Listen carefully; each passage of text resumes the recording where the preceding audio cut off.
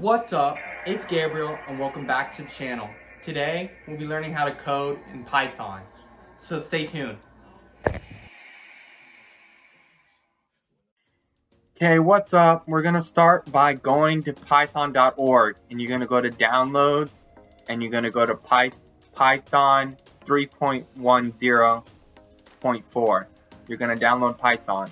Another thing you're going to need is an IDE.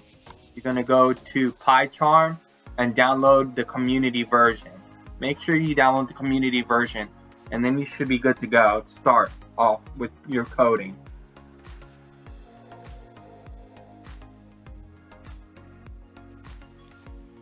Okay, so when you start coding, this is what it will look like. To start off, there's comments. There's single line comments and there's multi-line comments. In order to code a single line comment, you have to put a hashtag, and that is a single line comment. A multi-line comment comes with 3 apostrophes. Multi-line comment. And that's an example of a multi-line comment. So there's a single line comment and a multi-line comment.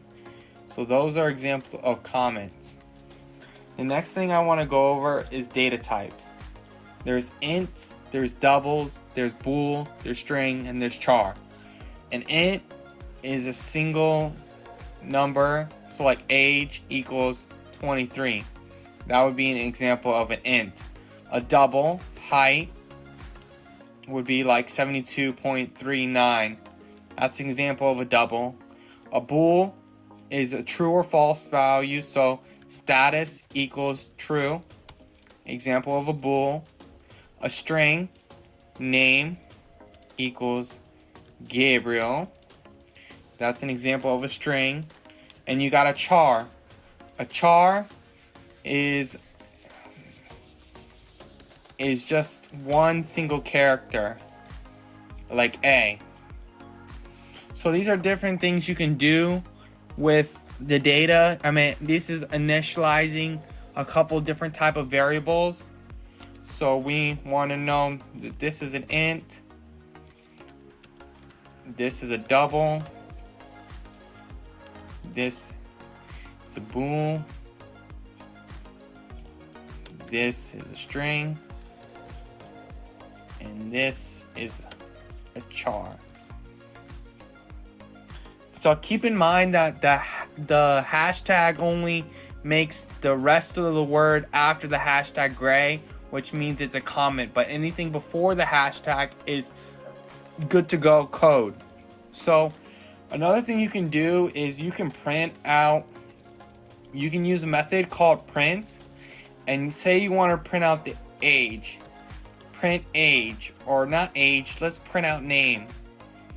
You do print name, you run it by pressing this triangle button, it prints out Gabriel.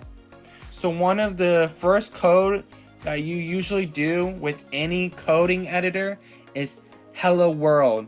So you would do print, and then in the apostrophes, hello world. And if you run it, it should say hello world. So those are examples of print. You can print many things. You can print age 23. That's the print method. The next method I want to go over is the title method. So let's say you want to do name.title, and you want to do print name.title. That's gonna make the G, well, let me make this lowercase.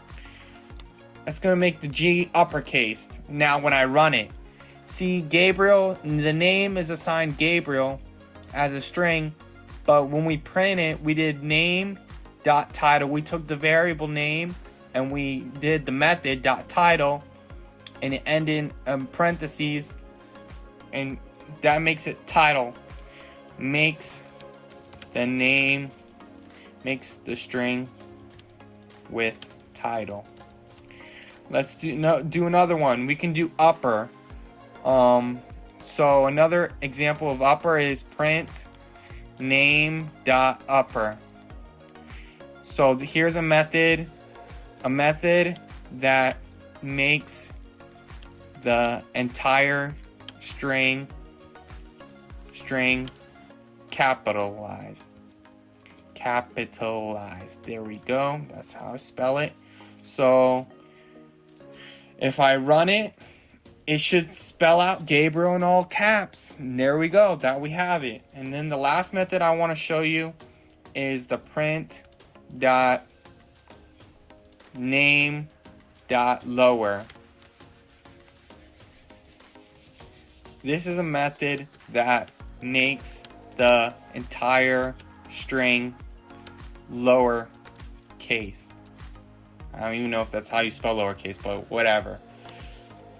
So it puts it back as lowercase Gabriel. Notice how Gabriel changed each time through the method. So you can customize things very easily. You can change name to Jacob. And if you print, hold on, I gotta add apostrophes. Remember, a string has apostrophes. Jacob, print name.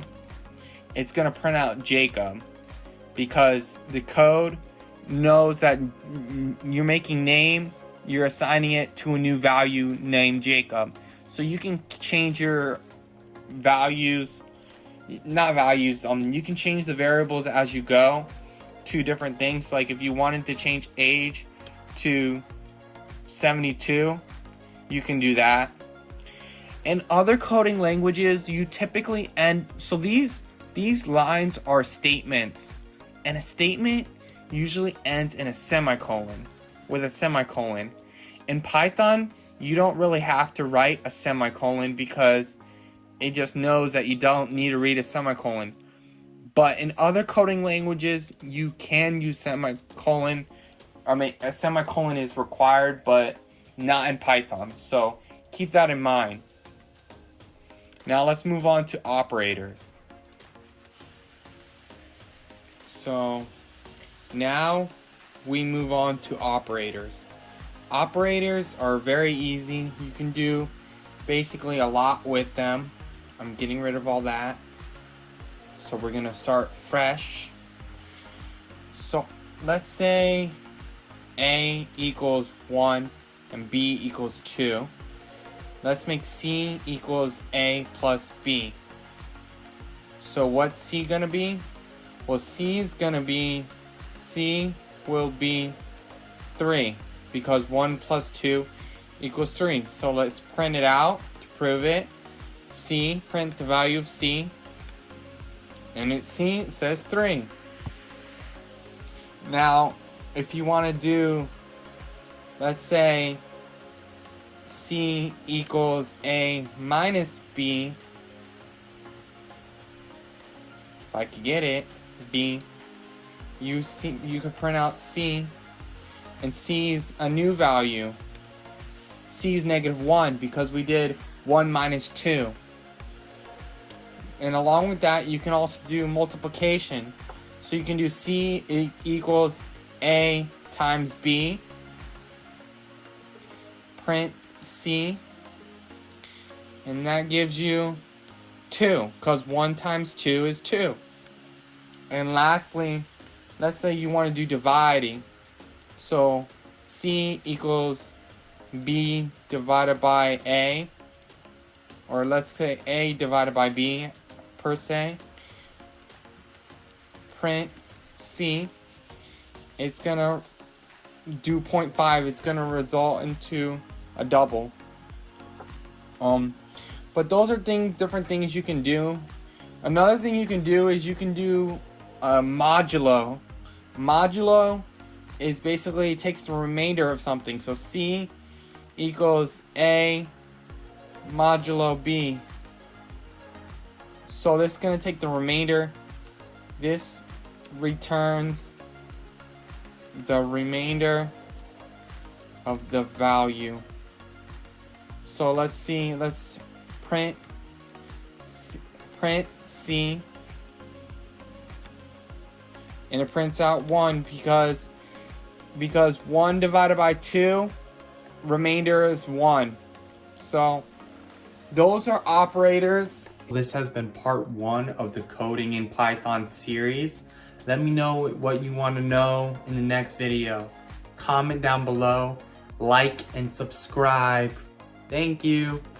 Peace.